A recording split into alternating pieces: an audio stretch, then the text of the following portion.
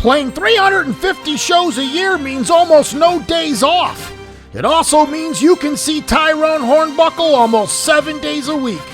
This week, we talk with Ty and manager, wife, and partner in crime, Jen Wampler, about the incredible Cleveland music scene in the 70s, 80s, and 90s, and how Ty and Jen pay it forward with their charity work for underprivileged kids in the community. We have Tyrone Hornbuckle. I'm Big Bry. Level Up Cleveland starts right now. I'm in the band. I'm in the band. I'm in the band. I'm in the band. I'm in the band. I'm in the band. I'm in the band.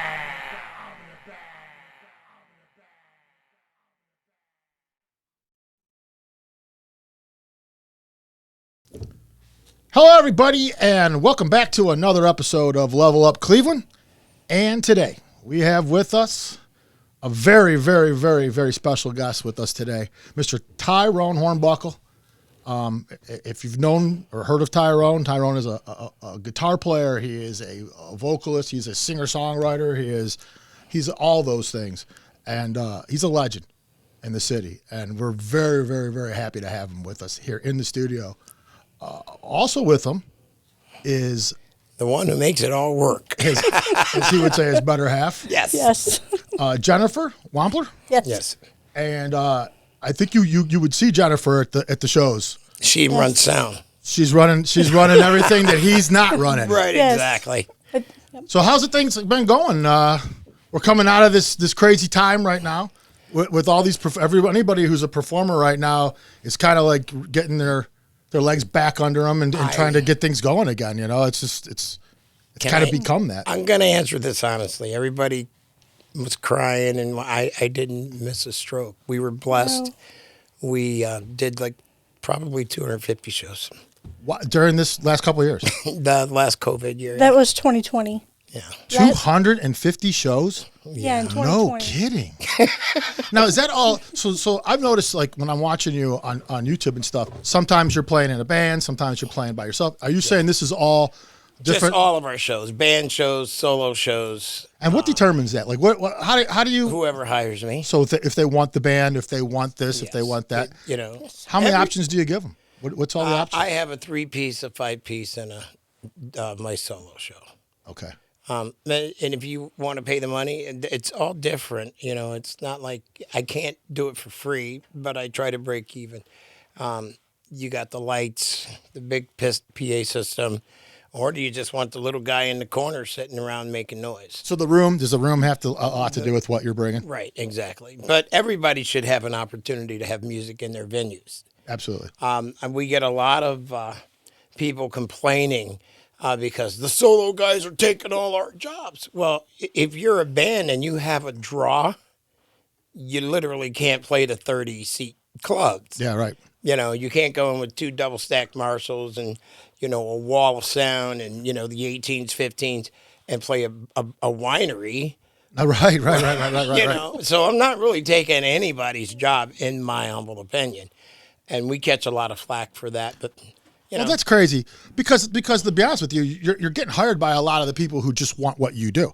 So right, it has nothing to do with the fact that they're. Yeah, I mean that's kind of crazy. Well, like I go to Put in Bay, and I see guys doing what you're doing all the time at like a Put in Bay at the bars and stuff. You're not going to set a band up in the corner of this place. What's his name? Billy Sullivan. Billy Sullivan does a lot of shows out there. Great guy. Does a lot of he's a guitar player for Herman's Hermits. Oh really? Yeah. And then there's Rich Spina, and him and Rich do a lot of shows locally around here. And they do a lot of stuff on the island. It's just Billy most of the time. And it's a great show, but it's easy listening. It's not, pound driving ear. It's not get up and dance and shake your butt music. It's sit down and have a dinner with your wife. Absolutely. Music, Yeah. You're also write your own music. It's not just the covers that you're doing, but you're involved in all the aspects. I mean, really, it's just like you have you could be considered a blues solo guitar player. Right. If you wanted to just be that, you could just say that's what it seems to me like that's your niche. your bread and butter. Right, yeah. Blues that's my and Classic. very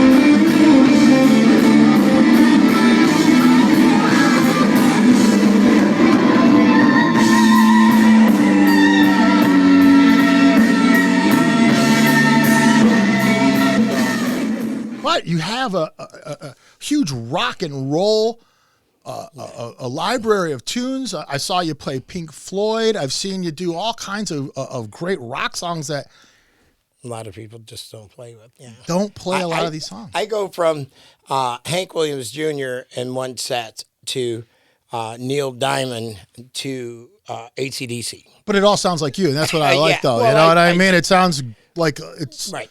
I took it and made the songs my own. Yeah, but you're still tapping your foot, and you're still bobbing your head to these songs. Yeah, I really that's like the them. plan. You know, I enjoy the challenge of taking something that is classic and keeping it as classic as I possibly can, but turning it into my song. Right.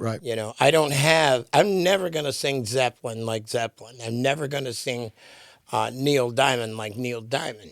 But I have a voice of my own, and that's what I use it for. But then again, Zeppelin does, they don't really have any They're not own songs. No, right. Everything's a blues song that's been rewritten.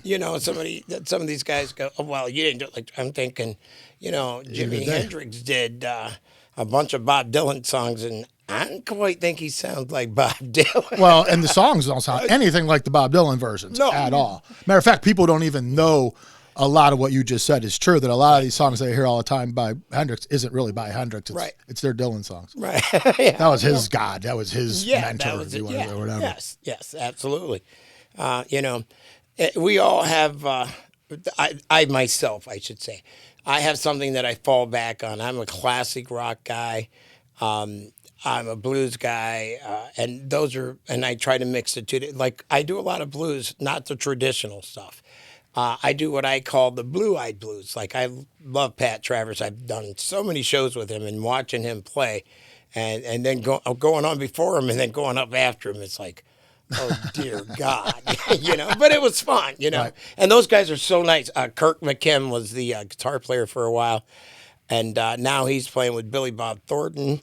The other guy, Rodney Quinn, he's now the bass player for Foghat. Yeah, and so they are, and now they got the bass player, Pat Travers' bass player, is what's his name?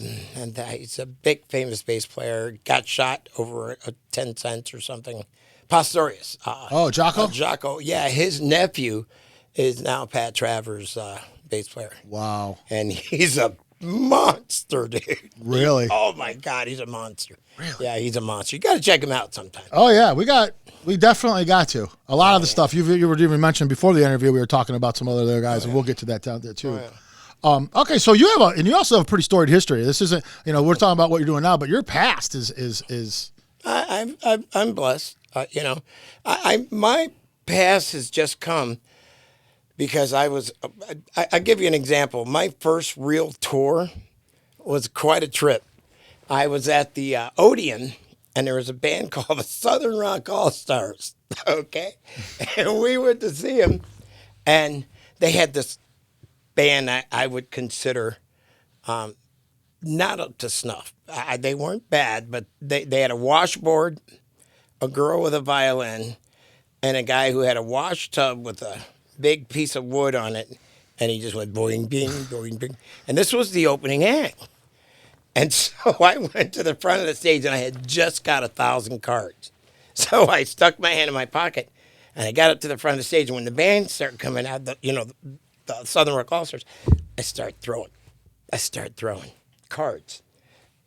Okay, I'm still throwing cards. And this lady comes up behind me, and she taps me on the shoulder, and she says, "Sir, could you not do that?" And I said, "Excuse me, honey, I'm trying to get a job." And she says, "Well, you might want to talk to me. I'm the manager." I turned around and said, "Here, would you like a card?" No crap. Anyway, that's a gospel truth, man. And it didn't exactly work out like I wanted it to, but I did get that job. When do you start picking up the guitar? When do you start getting interested in all this stuff? How does this all begin? How do you? Where does your love? The David Frost show. Can you imagine that? Jimi Hendrix was on the David Frost show, and they rolled his amplifier out, and it didn't play. And he turned around and looked at it, and he kicked it, and he said, "Give me another guitar." And everybody started running, and I thought, wow, look at these guys. So I'm like, I want to do what he does. And Sly and the Family Stone, watching them, and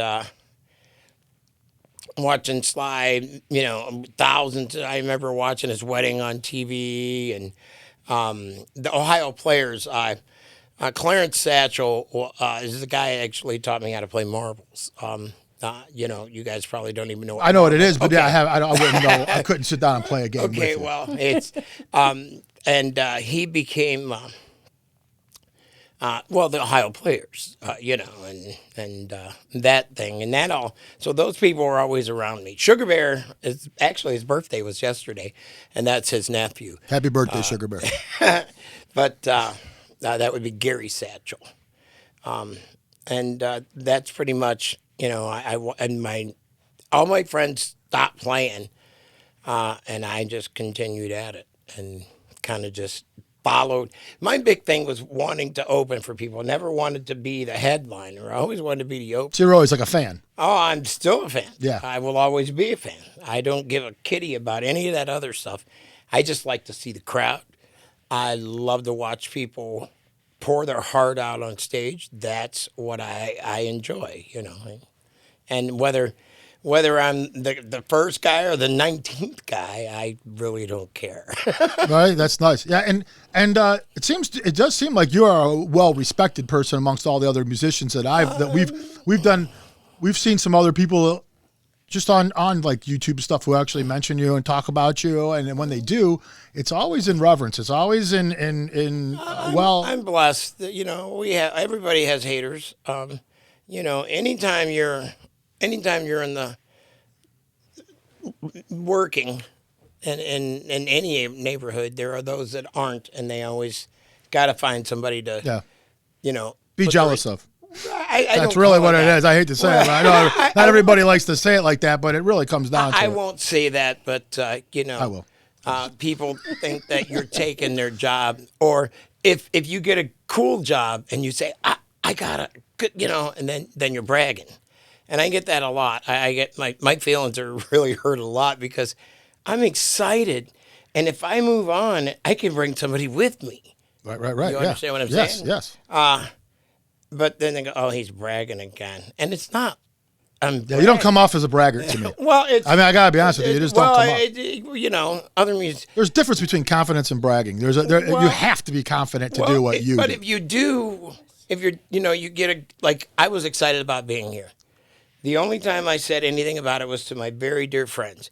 And then there will be those who go, well, it's just this or it's just that. Of course. Well, but to me, you guys invited me here. That was a step, Heck yeah. What do you think? You're a rock star? No.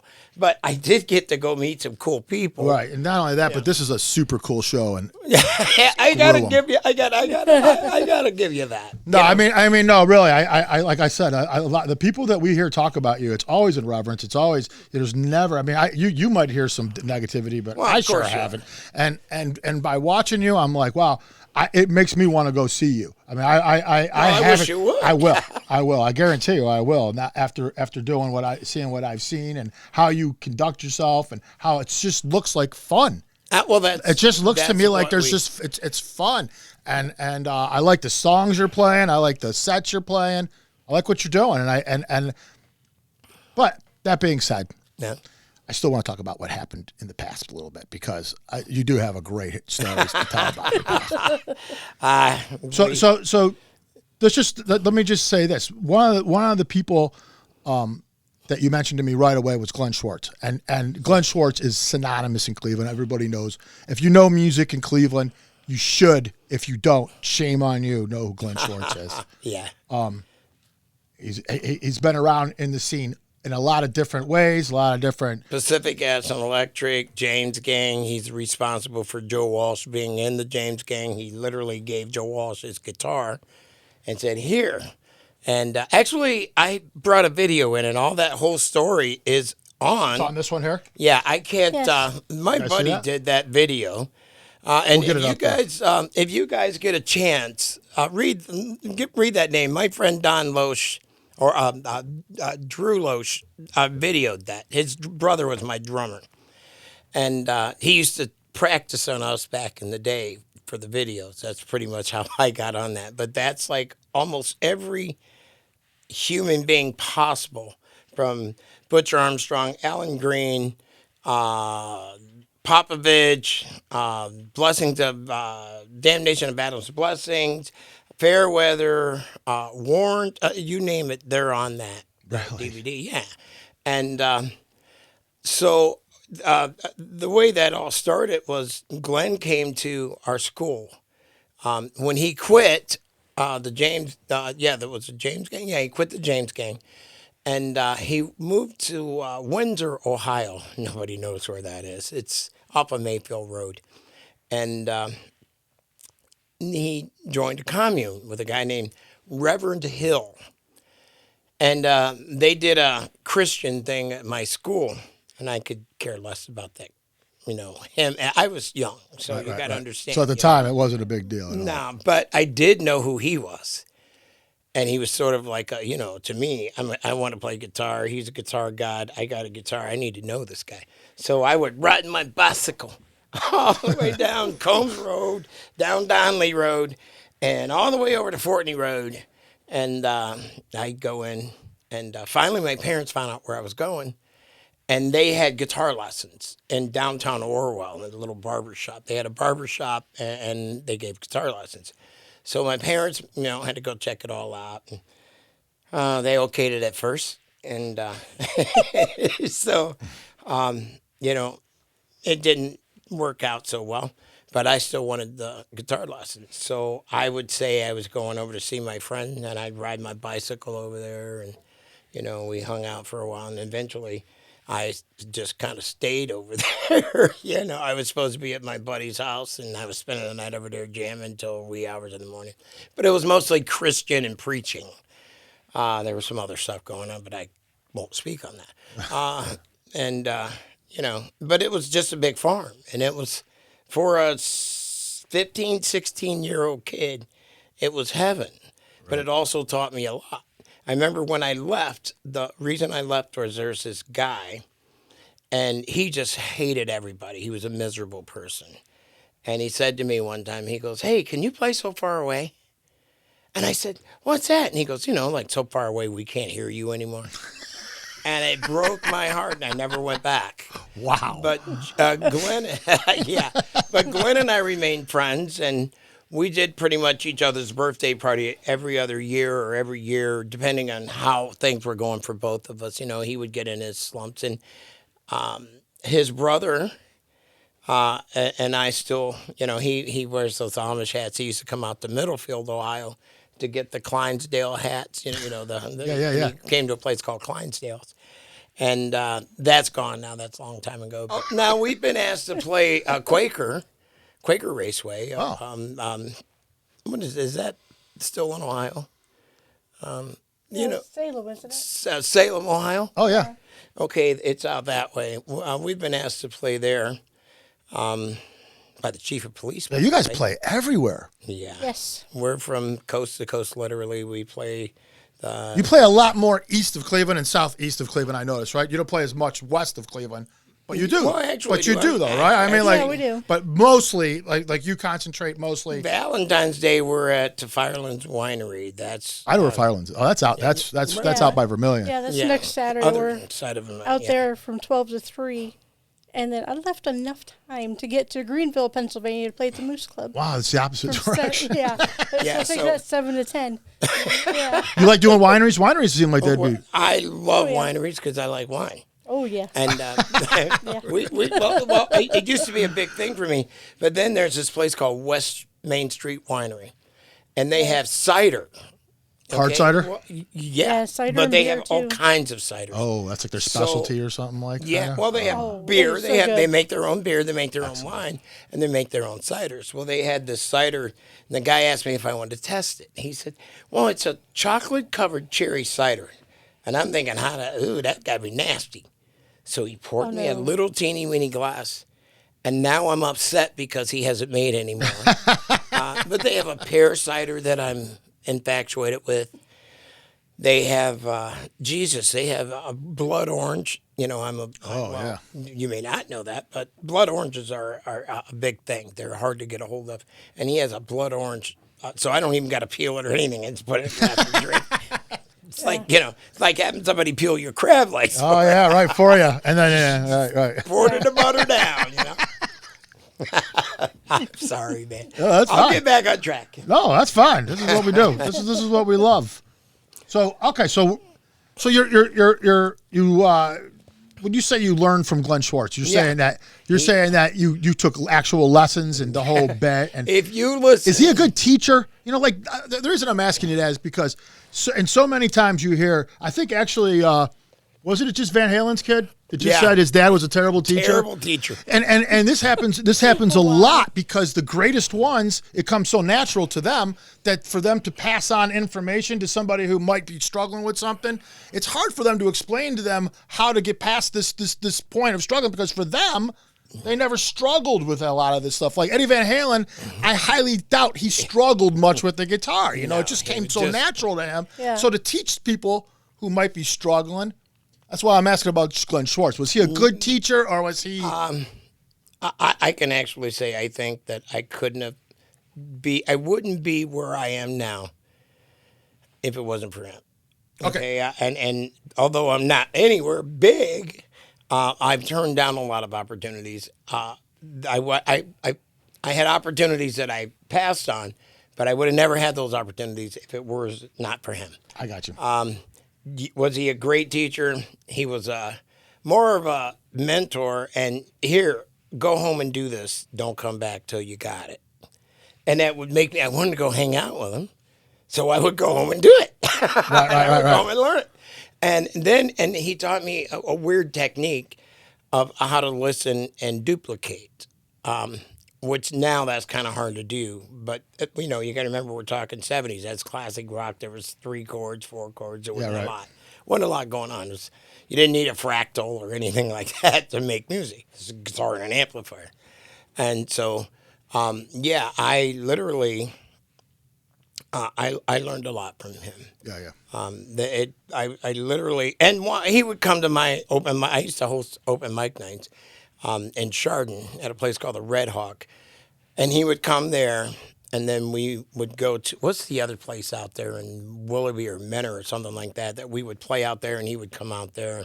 Rounders. And, Rounders is a place called Rounders. It's still there, but we would play out there a lot. And he used to play. One of the things that really always impressed me is that he played so loud that he would turn his speaker, and point it at the wall, and that made it because he wanted to get certain sounds. Yeah, the depth or whatever, Right, about, how it know. ricochets around the room or whatever like Whatever that. it was, he played that loud that he had to point the amp away from the audience, and it was still Loud. woo. Did you guys ever get to like get out and play together? Did you guys did you ever to perform with each other? Oh yeah, quite a bit. He every year he would come up and play a show with me, or I would go play one with him. We did the Beachland. We've done Peabody's. We've done the Agora. Well, Major Hooples used to be a big thing. Right. Yeah, he had like a permanent gig there for a while. For a long time, yeah. The Schwartz brothers band was there. So yeah, we played many times. There's times where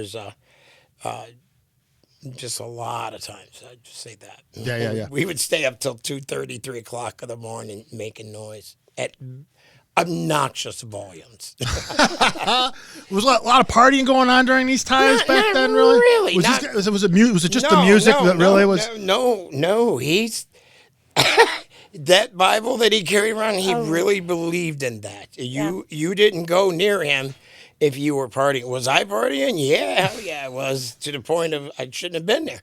But I'm sure sometimes I think I wasn't there. But, You don't remember at least. Right? yeah. But in all seriousness, when I played with him, that was the one thing that he would frown upon. I remember one time I took a bunch of friends. They didn't believe I knew him, and I said, so I got tickets. This is the Agora show, and it's a van full of us. And we walked in, and he walked out on stage, and, his nose is dripping, and he's got that rag around his head. And I walked over, and I said, hey, Glenn, how you doing? He turned around, and he goes, Tyrone Hornbuckle. Last time I saw you, you were white. That's exactly what he said, and all my friends, I said. He goes, so glad to see you. And I said, yeah. And I went to shake his hand. He goes, no, I got a cold. You don't want what I want. So I walked around, but yeah. You were white the last time. Things changed. Well, yeah. I hope when this airs, I'm still a black. Yeah. I don't know. It can change that fast. I don't know. Oh, God. But yeah, they're all like, is he okay? I said, just listen to him play guitar. Yeah. And some of them had never heard him. And he went into a rant, his preaching thing, which he always did. Right. And if you went to a Schwartz show, you expected that. Yep, that's part of it. Yeah, that was part of the glory of watching him. Mm-hmm. But when he got done, everybody was like, deer in headlights is how I explain it. It's like he was the man. Yeah.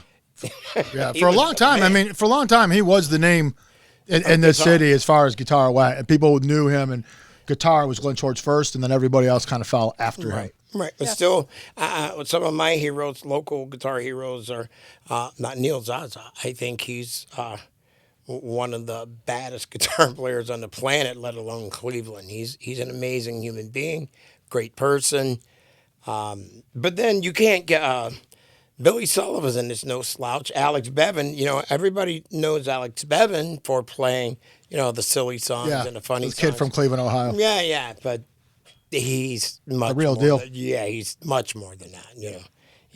I used to live at a place called the Auburn Inn on right out on 44 and what is that, 44 and just up 422. There's a bar out there, and I used to live upstairs, and he used to play downstairs quite a bit. I'd play down there, and then he'd play, and then the next weekend I'd play, and we did that for a few years, And one day I went down, and I didn't know it was him. I was upstairs, and I lived up there, and I hear this rock and roll crazy, like, Eddie Van Halen's got to be downstairs, Right. And I go down there, and it's just that. I'm like, and he says, what? You thought that's all I did? But he's still, he just looked at me. He didn't say it, but he looked at me like, what? You looked surprised. And I'm like, just keep going, boss. He's really good, man. He's and I always wondered, but I guess he's sort of like the same thing. He does his own thing. He does a solo show, And Do you get to get out and see any of these guys anymore now? Because you're doing 250 shows. I mean, I'm just wondering, do you have any time now to go see anybody? Everyone's. I always made time to go see the band Escape. The Journey band? Yeah, and those are the guitar player was the former guitar player was is still one of my best friends. We went out to dinner a couple of days ago. Well, he's playing one of the best guitar players. Yeah, you better be. Neil good Sean's if you're pretty doing good. that. Yeah, he's not too bad. I go see with a disco in Inferno. Really? Yeah, I go see those guys. But you got to remember, we play a lot of the same festivals. So Yeah, they're pretty cool guys. Are they, Joey D? Yeah. yeah. Oh, Joey, the whole group of them, really though. But we play a lot of the same festivals. So when I get to run over and say hi, like when we're in Geneva, they'll run down and catch my show at Sportsters, and they're up the street at what was the name of that place? They're at Yankees. Yankees. Oh, you guys are just like in the same night? Like in oh, one night you guys oh, will yeah, bounce oh, back yeah, and forth? Oh, that's cool. Yeah. Oh, that's cool, though. Well, it should be. That's what. Yeah, you're right. There should be eventually. I mean, we won't have to get this right now, but I mean, you get all the way into like the Hall of Fame, Rock and Roll Hall of Fame. You're playing with those guys. Well, I was there for a while. I was guitar player for a band called Exhibit A, which was probably one of the coolest things I've ever done. I got to say, I got to meet so many cool people. I got to see so many things. I mean, there's just stuff that's at the hall that a lot of people don't even really get to see. I got to meet all the, I did like the bass player in Exhibit A. He was the head of Rolling Stones for a while, and not the band, the magazine. The magazine, yeah. And I just thought, I used to sit down and pick his brain constantly, because I'm not a fanboy. But I am a fan. I'm a fan of all music and all the magazines. Like I hear people go, "Oh, well, Rolling Stones." Remember the Scene magazine? Sure. Okay, I remember when it, back in the day, everybody in the neighborhood was, on that, you could Spankies and all the other bars. Everything. Yeah, that was where you saw what was happening. Right. There was no internet. We don't have that kind of camaraderie or that kind of promotion. That's one of the reasons I'm here today. I thought this was a great thing, and you guys are basically doing that with a podcast. You know, that's an amazing thing. Yeah, not one type, but we do any rappers can come on I here. See that. Right. We're looking for a country. I got bluegrass. I got it. And polka. I need all three of those. I got it. Listen. We know some people. Yeah. Southern Outlaws. Okay, let me explain this to you. Southern Outlaws have won, 4 or 5 awards over the year. They're sponsored by Budweiser. Their second trip down to Tennessee to do the red carpet walk at the Grand Ole Opry.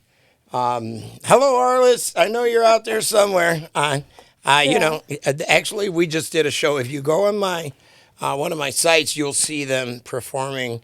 I did an open mic night for the Cleveland Blues Society last Wednesday. And what was that thing that the guy brought in last night? A salter? Sultry. You ever hear that? No. But I'll okay, listen. so last night, listen to this. So I did a show last night, and it's a full house. It's just going great, and I wasn't expecting that because usually we sell the place out. And when I got there, there's no reserve. There's nothing reserved, nothing. And I'm like, oh dear. So they start wandering in, I believe and we call this guy Santa Claus because he looks like he should be Santa Claus. He might got the whole beard. He might even be Santa Claus. Okay? He might be the real guy. And but I met him at an open mic, and he brings his thing in, and he says, "Hey man, can I go up in between your?" He's real shy. Can I go up in between your breaks and play? I said, "Yeah. What do you want to use my guitar? Or you got your own?" He goes, "No, I have something."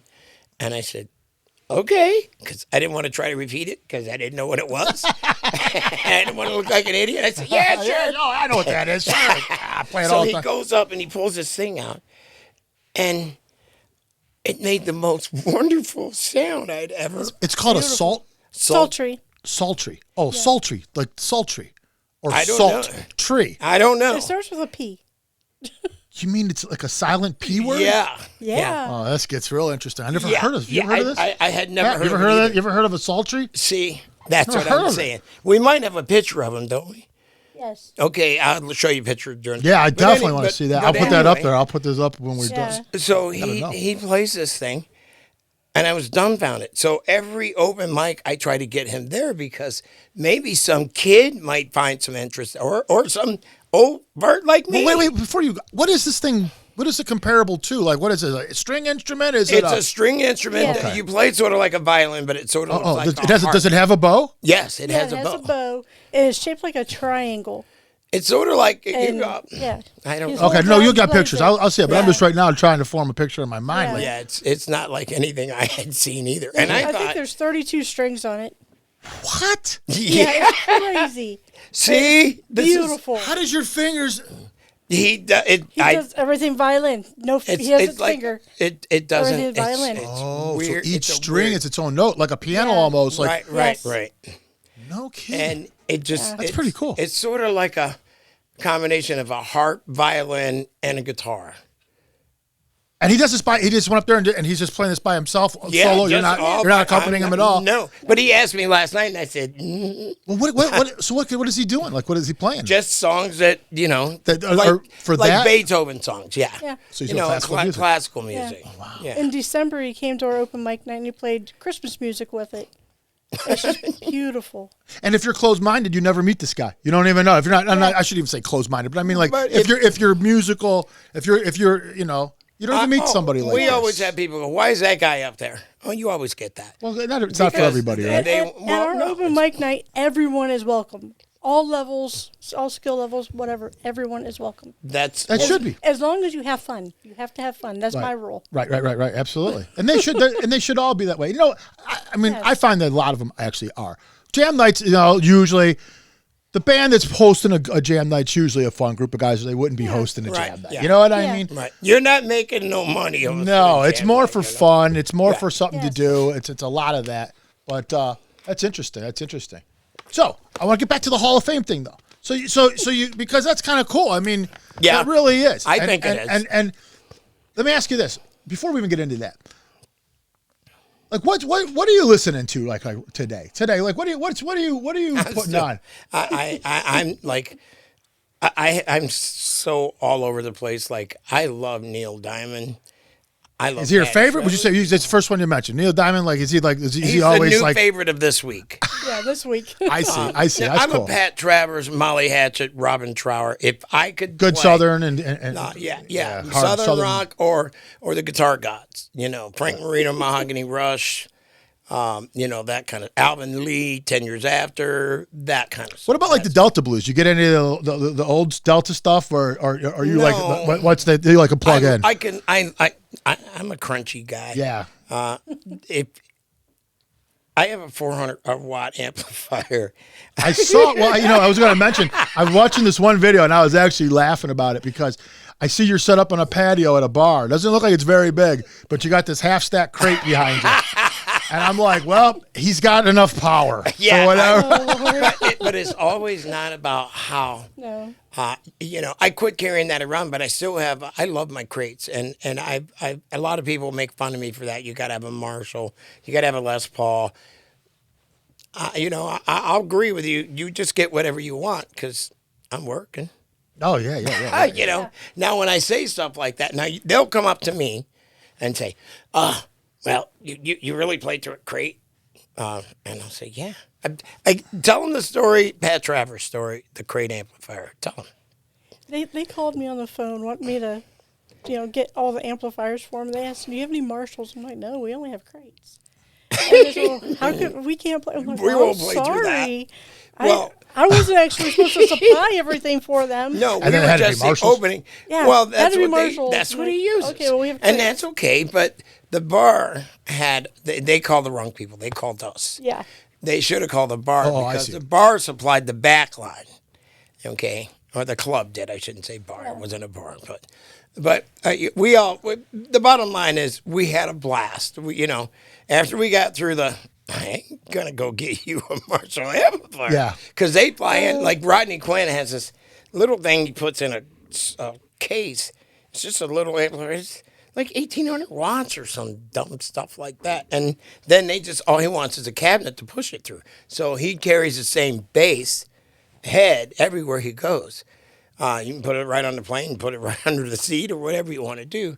And then he plugged it into the cabinet. yeah, and then just rocks out. And boy, He's rock fun out. to watch.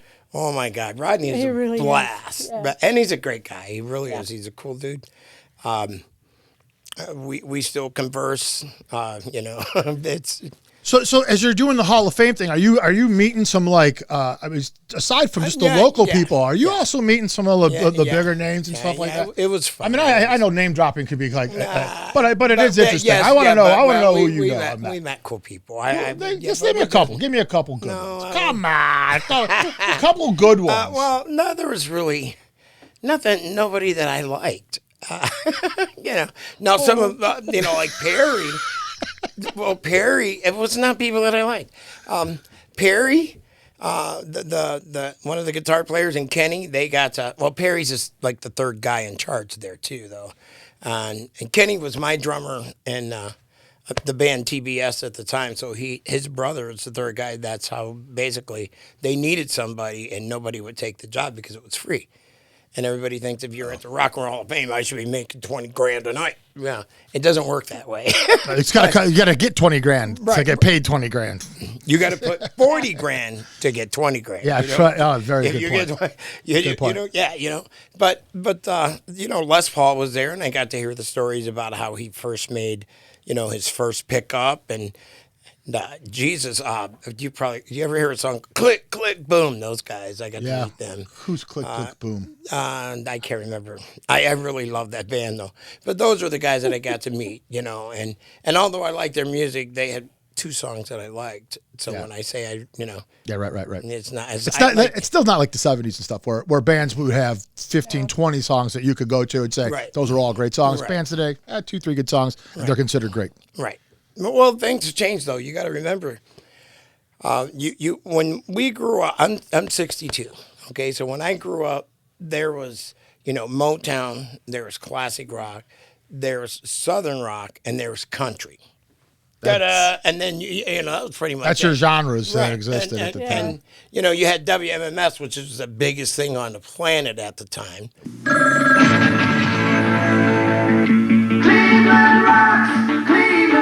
Cleveland rocks on WMMS. And and they were leading the pack. They brought in Rush, for Christ's sakes, nobody else would play Rush. Cleveland started doing it, and then the whole world wanted them. Same thing with a lot of Michael Stanley was a huge in the 70s.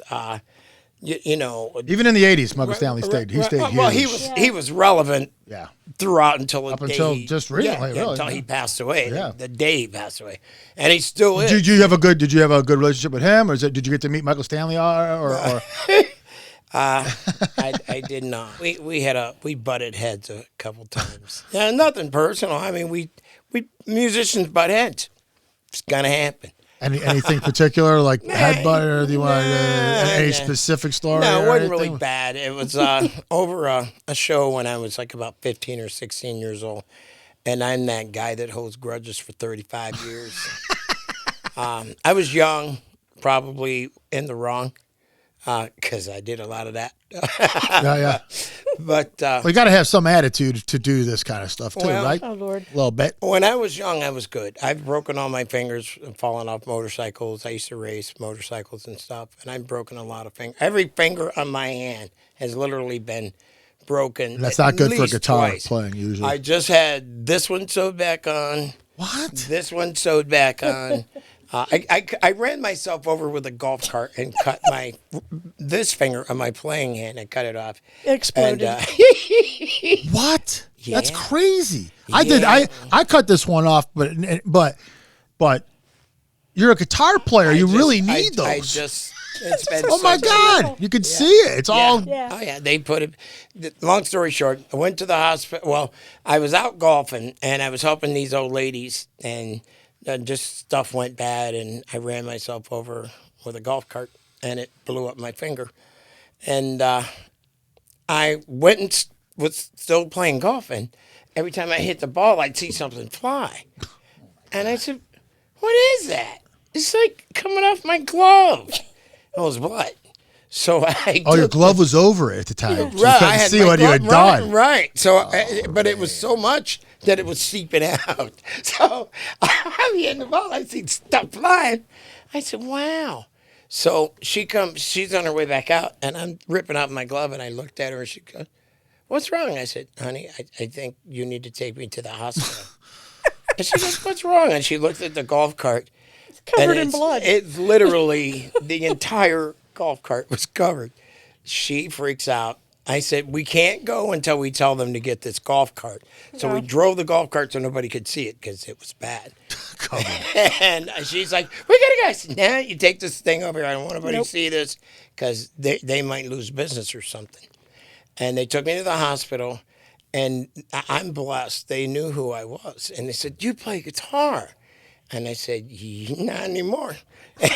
And this is God's truth. So this one lady, she goes, "There's a surgeon upstairs. I'm going to go see if she can come down and look at this." They ran upstairs. They get the surgeon. She runs downstairs and she goes, "Oh, I can fix this." Yep. I said, "Yeah, okay." So she goes, "Let me see." And I held my finger up and I went, "I see Karen and Albert and Marvin." It was so bad. I'm not joking.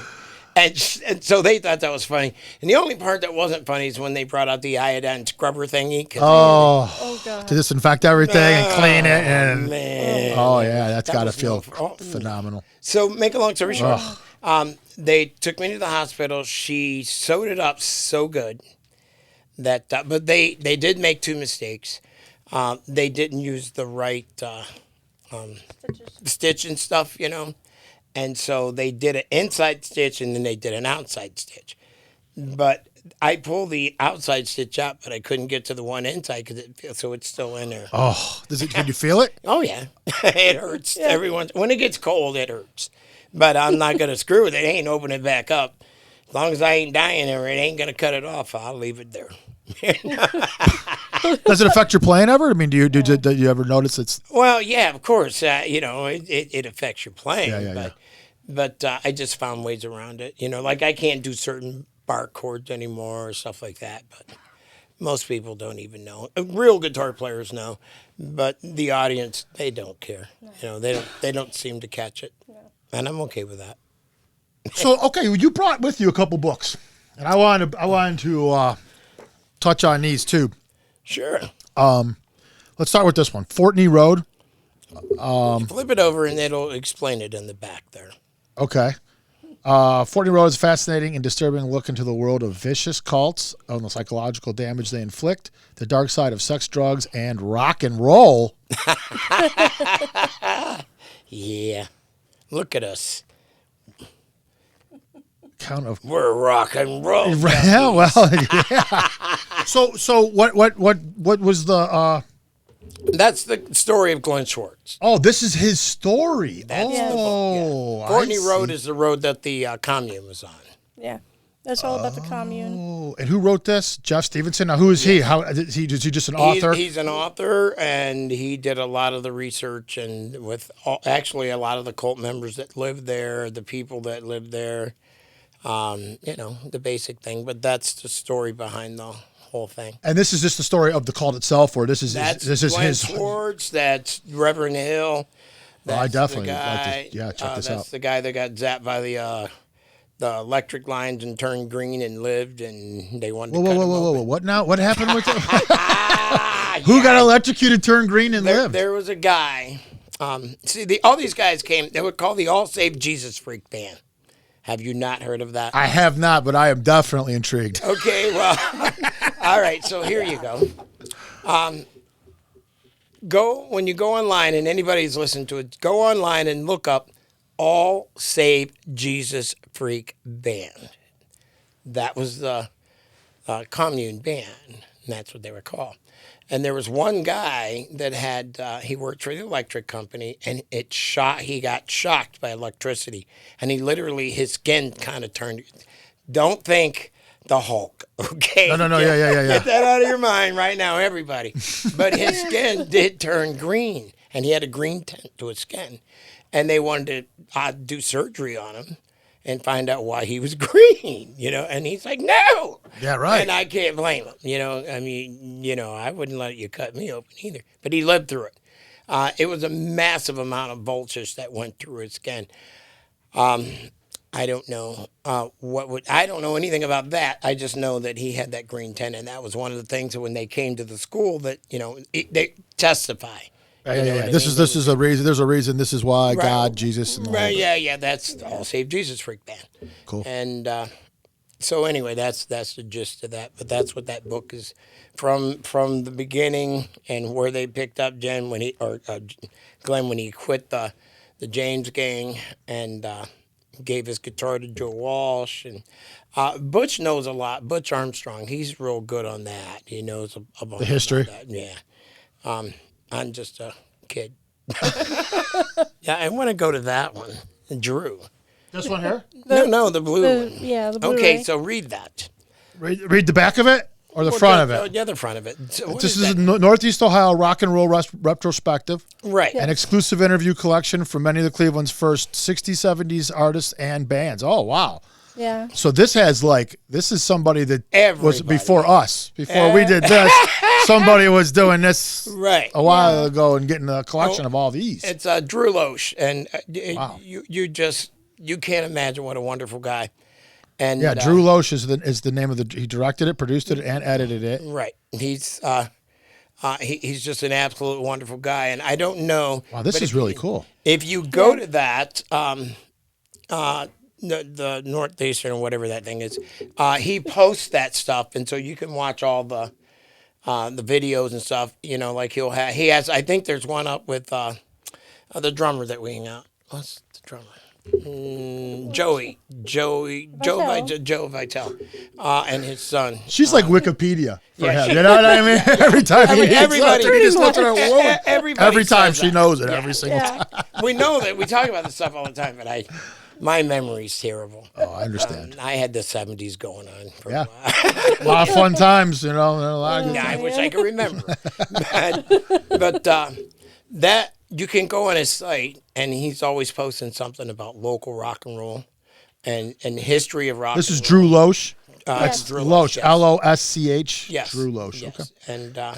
And he's just a wonderful guy, and he took the time to share all this information with us. Like one of my favorite is the Damnation of Adam's Blessing. That interview just blew me away. Or Chrissy Hine. Really? I got to meet her through her brothers, and that was one of my heroes, or the Joan Jett and when they did the rock and roll thing over there at the Euclid and all that yeah, stuff. I remember He has all that stuff, man. And the movie. Yeah. Well, At the he Euclid don't have the Tavern. movie, but he has the history behind it. And you can ask him, and he's like that guy from '98. He knows every bit of history. Bill Lewis. Yeah. That guy's crazy, man. Yeah, he knows a lot. Woo-hoo, man, yeah. Yeah, he does. Well, he used to come out to. I used to play a place called Zeppies in Newberry, and he used to come out there and watch us a little bit. But, yeah. So now, when I was saying before about and you've reiterated it, where big thing with you is other people, and you're a people guy. I mean, you love to watch other people succeed. You like to say you're that kind of guy, and you also do something where, it's like a pay it forward type thing where you're helping That's what kids out, and you're doing something that's really so selfless. Well, go ahead, explain, talk about it a little bit. It's pretty. I started off. I used to drive. I'd be driving to work, and I'd see a guitar in the garbage, and I'd pick it up and put strings on it and make it play, and then I'd find some kid to give it to. And as things progressed in my life, they got a little better, and I didn't have to pull them out of the garbage anymore. I can find cheap ones and buy them, and I have a guitar tech that works with me, Craig. Guitar Tech Greg. We call him. He has a company called Guitar Tech Craig. Oh, And I thought you were just saying that. no. That's his company, that's Guitar his Tech company. Craig. That's great. And he helps me a lot. He does all my work. For one, he's a genie or something. He's beyond good. But he helps me he gives me he has to make money. That's his job, but he doesn't charge me like anybody would, and I've taken him some things that probably Like Super Frankenstein type stuff where Right, you really and- got and yeah. he's like, yeah. really, Tyrone? Seriously? I said, do the best you can, and when it comes back, it's like the last one I took him. He had to make the bridge because there was no bridge for it. So he made me a bridge. He made me pickups. He took a guitar that I took to him in a bag. Literally, the parts were all in a bag. man. And he said, "I'm not putting that stuff in this guitar. I got something for you." Oh, cool. Yeah. So he gives me these hand, wound pickups and stuff. I just love the guy. He spoils me. He makes pedals, and I'm his guinea pig for some of. Oh, so he just creates pedals and then gives them to you and says, "Try this one out. Let's see how this one I'm not sounds." the or- only one. He has some national acts. that he Oh, does it for. yeah. No kidding. And as well as Billy Sullivan, and he makes a lot of stuff for Billy too. And Billy and he's our tech, and he does a lot of the other local celebs around too. So he's So you give him you give him these guitars. He fixes them up. and I donate them to underprivileged children. And how do you find the underprivileged children? How do you go about It's not hard. You would not believe how easy it is. I'll be at a show, and there'll be, like a fair or something, and there'll be some little kid standing in the audience, and you could see that glow, Yeah. that I that? know Oh, you look for that kind of so thing. well. I know what you mean. Yeah. They're And the totally kid is just- fascinated. But, I've been doing this for, probably about 11, 12 years. So I have two kids that are touring nationally.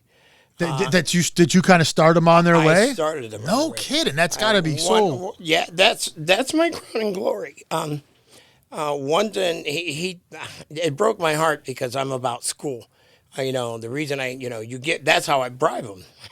Bring me good grades, you get to keep the guitar. I see F's and D's. I'm coming to get my guitar. It's always my guitar. So it's like on loan until you graduate. More on loan until you prove me that you get through. I see, I very- can't keep up with everybody, but you got to let them think that. Right. So, so far, I got one touring Europe, and I won't quote his income, but it's beyond anything I have ever made.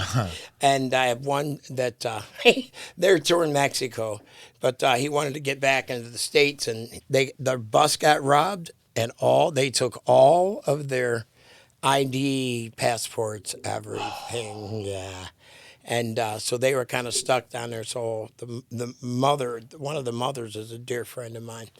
And we did everything we could to do benefits and raise some money so they could have legal, because they needed legal fees down there. They couldn't just come back across the border, Yeah. That was but yeah, I'm pretty proud of quite a few. That's my two biggest achievements with that program. But I have lots that are just playing local bars. And So do you always kind of have a guitar in the back waiting for somebody to have, or is that kind of how you do it? You always Yeah. kind of have these Yeah, things yeah. They're- available, and then when the moment. I have a Donner Telly right now. I have a it's I don't know what the name of it. It's an off-brand. They all play good. Yeah, right. But They're all good starter guitars. I mean, there's just like anything else. a lot of them I use on stage. No kidding. I have my tech is, like I said, he's a magic worker. Craig Carpenter is his name, and we call him Guitar Tech Craig. And I take stuff to him, and I know that it should have stayed in the garbage. I know that, but I know his ability, and I'll say, "Come on, man, we there's some kid out there that wants it." And he looks at me. He looks at me and goes like, "Oh, Jesus." So what's coming up for you in the future this year? You guys, I mean, I have a show honestly, tonight. yeah, I know that. I wish I could promote that because this won't come out until Well, 2 more that's weeks. okay. But you seem to play like constantly. You play at least twice a week, and then I see like you're playing in the weekdays. You play all over. We You're do always. we do probably 6. Is this what you do? This is all I do. I don't. I see. We do about 6 shows a week. A week. Yes. Yeah. Sometimes we do 11. How is that on your voice? I mean, like it seems Don't like. you hear? Well, yeah, but I mean, I've heard you sing. You just have a good blues voice. And that's why.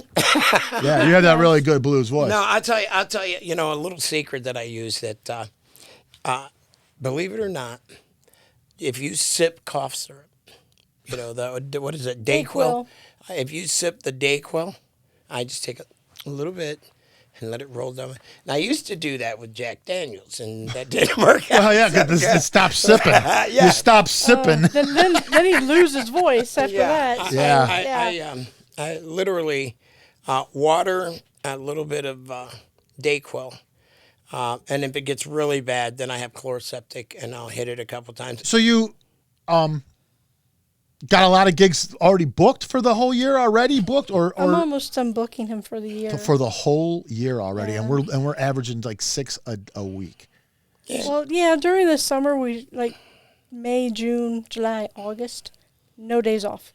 And a lot of them are 2 a day during the summer. And okay, I'm gonna I'll put it in the description. I'll put links down in the description for where they can see and get all the information as where you're playing out, when you're playing out. Yeah. Because there's got to be one place for all that, and then that's a lot. That's a lot. Well, I don't really post. Yeah, we post a week at a like time. a week at a time.